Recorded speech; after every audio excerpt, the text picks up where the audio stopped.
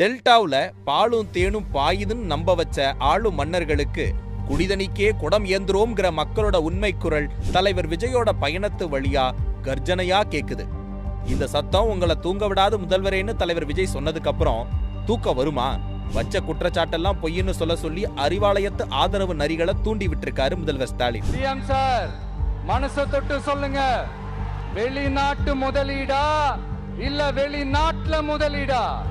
வெளிநாட்டு முதலீடா வெளிநாட்டுல முதலீடாங்கிற கேள்வி ஆட்சிக்கு வந்து 5 முறை வெளிநாட்டு பயணம் போயிட்டு 11.31 லட்சம் கோடிக்கு முதலீடு ஈர்ப்பு, 34 லட்சம் பேருக்கு வேலை வாய்ப்புன்னு உருட்டிக்கிட்டு இருந்த முதல்வரோட ஒட்டுமொத்த பிம்பத்தையும் ஒரே நொடியில ஆட்டம் காண வச்சிருக்கு. ஒரு வெள்ளை அறிக்கை வெளியிட அஞ்சி நடுங்கும் முதல்வருக்கு வீடியோ வெளியிட கூச்சம் இருக்கிறது இல்ல. நாகையில ஏற்கனவே இருந்த ஸ்டீல் ரோலிங் மில், ரயில் பெட்டி தொழிற்சாலை எல்லாம் இன்னமும் திறக்காம இருக்கு. அதை திறந்து வேலை கொடுக்கலாம்னு சொன்னாரு தலைவர் விஜய். நாங்க ஆட்சிக்கு வந்த அவ்வளவு தொழிற்சாலை இவ்வளவு வேலை வாய்ப்புன்னு சொல்லுற முதல்வர் நாகைக்கு தொழிற்சாலைகளை ஏன் தொடங்கலன்னு கேட்டா தொழிற்சாலைகள் எங்க இருந்ததுன்னு தூக்கிட்டு வராங்க.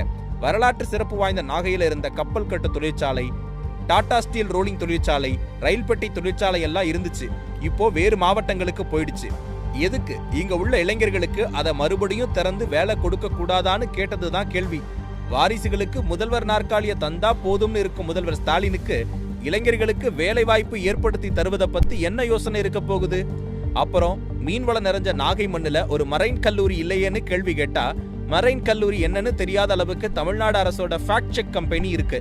கல்வியில சிறந்த தமிழ்நாடுன்னு பேர் எடுத்த மன்னர் ஸ்டாலினுக்கு விசுவாசம் காட்டணும்னு அசிங்கப்படுத்துது திமுகன்னு தான் சொல்லணும். 2012 ஜெயலலிதா மீன்வள கல்லூரி நாகையில ஏற்கனவே இருக்கு. பனங்குடியில கல்லூரி இயங்குதுன்னு கண்டுபிடிச்சு சொல்றாங்களாம். மீன் வளங்கிறது மீன் வளர்ப்பு பற்றி படிக்கிற பொறியியல் படிப்பு, மரைன்கிறது கப்பல் கட்டு தொழில் சார்ந்த படிப்பு.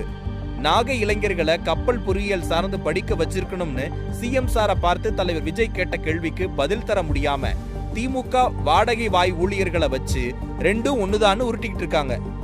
40க்கு 40 நாடாளுமன்றத்துல ஜெயிச்சோங்கிற முதல்வரின் பெருமை விவசாயிகள் கிட்ட வாங்கப்படும் 40 ரூபாய் லஞ்சத்தை தடுக்க முடியாத அவலத்துல மொத்தமும் அடிபட்டு போச்சு.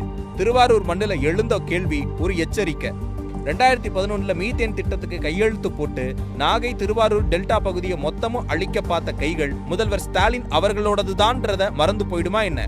வாரம் ஒரு முறை தானே வரப்போறாருன்னு சுலபமா நினைச்சவங்களுக்கு வாரம் மொத்தத்துக்கான தலைப்பு செய்தியே அந்த ஒரு நாள் வருகை தான் நிரூபிச்சிட்டாரு தலைவர் விஜய்.